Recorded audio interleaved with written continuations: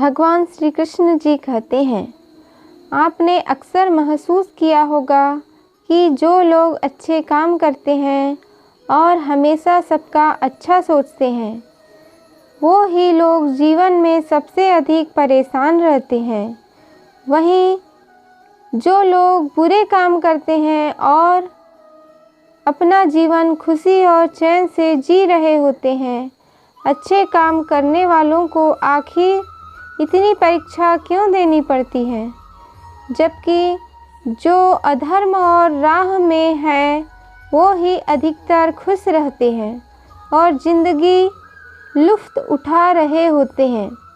अगर आपके मन में भी यह सवाल कभी आया हो तो आज हम आपको इसका जवाब देंगे। ये जवाब वो है जो भगवद गीता में लिखा है और श्री कृष्ण जी ने अर्जुन को दिया था।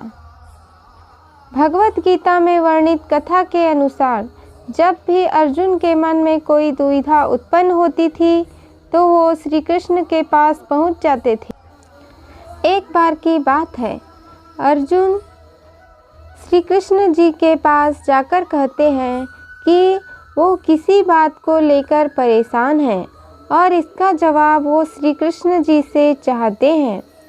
श्री कृष्ण ने पूछा, सवाल क्या है? अर्जुन ने कहा, मुझे यह जानना है कि अच्छे लोगों के साथ हमेशा बुरा ही क्यों होता है, वहीं बुरे लोग खुशहाल होते हैं।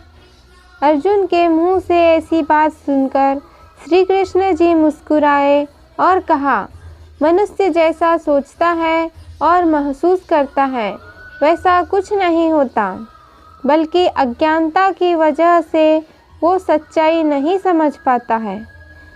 अर्जुन उनकी ये बात समझ नहीं पाए। इसके बाद श्री कृष्ण ने उन्हें समझाने के लिए क्या कहा वो जानते हैं? श्री कृष्ण ने अर्जुन से कहा, पार्थ, मैं तुम्हें एक कथा सुनाता हूँ। उसे सुनकर तुम समझ जाओगे कि हर प्राणी को उसके कर्म के हिसाब से ही फल मिलता है। प्रकृति हर किसी को अपनी राह चुनने का मौका देती है। अब वो मनुष्य की इच्छा पर निर्भर करता है कि उसे धर्म की राह चुननी है या अधर्म की। कथा शुरू करते हुए श्री कृष्ण ने कहा, एक नगर में दो पुरुष रहते थे। एक पुरुष व्यापारी था जिसके जीवन में धर्म की बहुत महत्ता थी। वह पूजा पाठ में यकीन रखता था। वह रोज मंदिर जाता था और दान धर्म भी करता था। हर रोज भगवान की पूजा करता था। वहीं दूसरा पुरुष बिल्कुल विपरीत था। वह हर रोज मंदिर तो जाता था, लेकिन पूजा करने नहीं, बल्कि मंदिर के बाहर से जूते चप्पल चुराने। उसे दान और धर्म से कोई लेना देना नहीं था। समय बीतता गया और एक दिन बहुत जोर की बारिश हो रही थी। इस वजह से मंदिर में पुजारी के अलावा कोई नहीं था।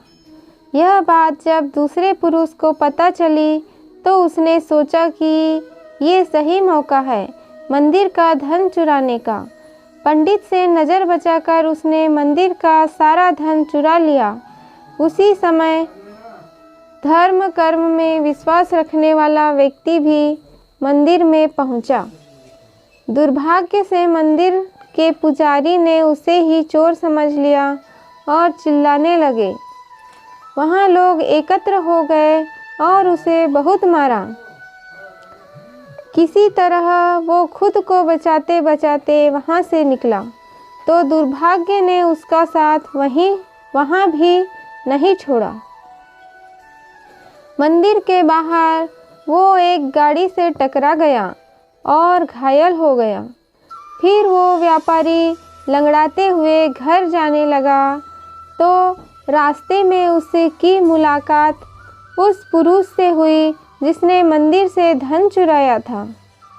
उसने कहा, आज तो मेरी किस्मत चमक गई, एक साथ इतना सारा धन मिल गया।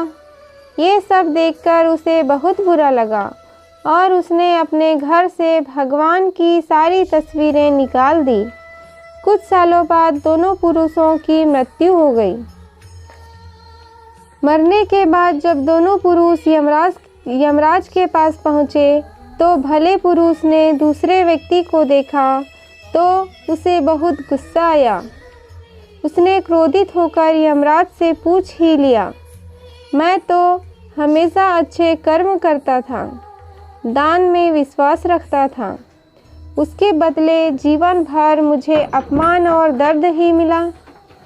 और इस व्यक्ति ने हमेशा बुरे कर्म किए, फिर भी इसे नोटों से भरी पोटली। आखिर ऐसा भेदभाव क्यों? इस बात पर यमराज ने कहा, पुत्र, तुम गलत समझ रहे हो। जिस दिन तुम्हारी गाड़ी से टक्कर हुई थी वो दिन तुम्हारे जीवन का आखिरी दिन था, परंतु तुम्हारे अच्छे कर्मों की वजह से तुम्हारी मौत सिर्फ एक छोटी सी चोट में बदल गई। तुम इस दुष्ट व्यक्ति के बारे में जानना चाहते हो? दरअसल इसके भाग्य में राजयोग था, मगर इसके कुकर्मों और अधर्म की वजह से वो सिर्फ एक छोटी सी धन की पोटली में बदल गया।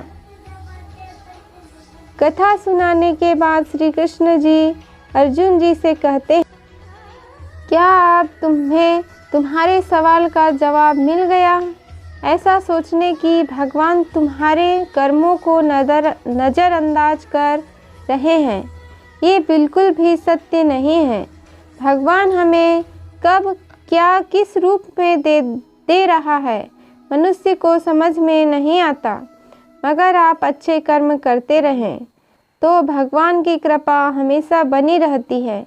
इसीलिए अपने अच्छे कर्मों को बदलना नहीं चाहिए, क्योंकि उसका फल हमें इसी जीवन में मिलता है।